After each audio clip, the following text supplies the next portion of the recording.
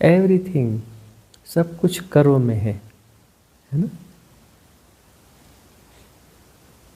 वह किसी न किसी चक्रीय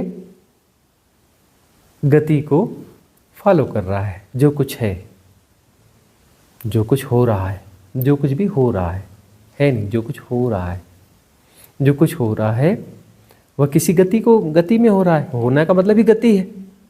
या गतियों के अलावा तो कुछ है ही नहीं ना संसार में, जो हम देख पा रहे हैं, सुन पा रहे हैं, जो मनुष्य के हिसाब से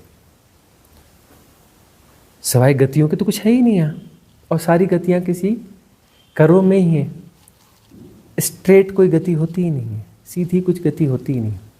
सब कुछ किसी साइकिल को, कर्म का मतलब वो कहीं ना कहीं जाकर कोई साइकिल कंप्लीट हो जाएगा, कहीं ना कहीं जाकर के वह चक्र परिपूर्ण हो जाएगा, उसी जगह पर वापस आके खड़े हो जाओगे। बड़ा हो सकता है, बड़ा हो सकता है उसमें। अच्छा, गति है और वह पूर्ण होगी तभी तो समय का इल्यूजन पैदा होगा ना। भाई साइकिल होता है तभी तो समय का इल्यूजन काम करता है ना।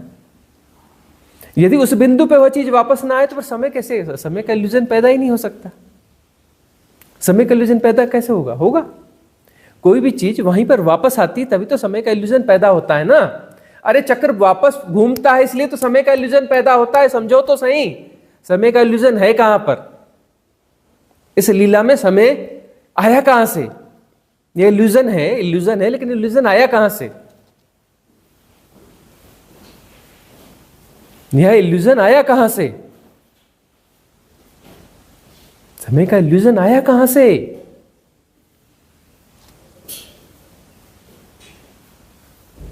क्योंकि हर गति जो है साइक्लिक है और साइकिल कंप्लीट होता है, और कंप्लीट होने के बाद फिर से अगली साइक्लिक गति चालू होती है। तो यहीं पर सापेक्षता, रिलेटिविटी यहीं पैदा होती है। जो रिलेटिविटी है, सापेक्षता है, यहीं पर पैदा होती है, यहीं पर समय पैदा होता है। समय का इल्यूजन वहीं पैदा होता है, समय का इल्यूजन यहीं पैदा होता है। समय इल्यूजन, समय का इल्यूजन भी कहां से पैदा होता है? क्योंकि सब कुछ गतियां हैं और हर गति साइक्लिक है। स्ट्रेट कुछ होता ही नहीं, सीधा कुछ होता ही नहीं, सीधी लाइन खींची नहीं जा सकती। सब में कर्व है, हर चीज में कर्व है, हर चीज में कुछ भी हो रहा हो सब में कर्व है। अर्थात वह किसी साइकिल में है और वो साइकिल कंप्लीट होगा। इसीलिए जो है सापेक्षता काम करती है। भाई सापेक्षता को अल्बर्ट आइंस्टाइन ने अपने हिसाब से समझाया, हम उसको वृहत करके समझा रहे हैं। जैसा समझना चाहिए सापेक्षता को उसकी परिपूर्णता में हम समझा रहे हैं, उसकी परिपूर्णता में हम समझा रहे हैं। इस तरीके से किसी वैज्ञानिक ने भी कभी विचार न किया होगा, कभी एक्सप्लेन न कर पाया होगा कि सारी गतियां जो है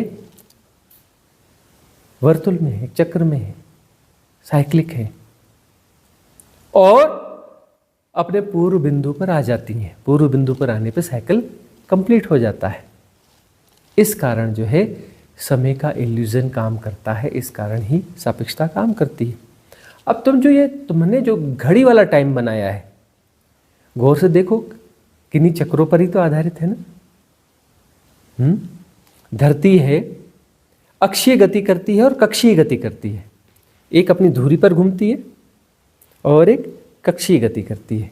24 घंटे में ऐसे और 365 दिन में ऐसे कुछ मिनट सेकंड के फेर होते हैं। साल में कुछ 4 घंटे कुछ का फ़र्क होता है, जो भी 365 के अलावा प्लस 4 आवर्स समथिंग होते हैं, है ना। और 24 घंटे में भी कुछ 1 सेकंड का कोई हिस्सा और इंक्लूड होता है। तो यह जो है, यह जो गतियां हैं, इन गतियों को ही तो तुमने तोड़ा है ना। इन गतियों के आधार पर ही वो कंप्लीट हुआ साइकिल, उसको ही तुमने कह दिया ना दिन। और इस दिन को फिर 2 हिस्सों में किया, दिन और रात। फिर इसे 24 घंटे बनाए, सेकंड बनाए, यह बनाए, वो बनाए, माइक्रो सेकंड, नैनो सेकंड, यह हुआ फलाना। तुम कितना भी गुणा भाग लगा लो, बेस तो वही है ना तुम्हारा। और जो है वो वाली गति होगी, तुमने उसका साल बना लिया। है ना।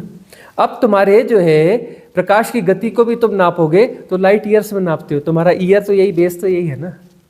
लाइट ईयर का मतलब क्या, तुम्हारी धरती जब एक चक्कर मारेगी और उस समय में जो प्रकाश गति करता है उसको तुम लाइट ईयर बोलोगे। बेस तो तुम्हारा यही है ना। तो सारे गुणा भाग तुम्हारे चक्र के आधार पर चलते हैं, है ना। तुम देखो तुम्हारे पास जो सारे शब्द हैं उन शब्दों को ठीक से समझो तो सही। कुछ महत्वपूर्ण शब्द हैं तुम्हारे पास। संसार, संसार का अर्थ क्या होता है, घूमता हुआ चक्र।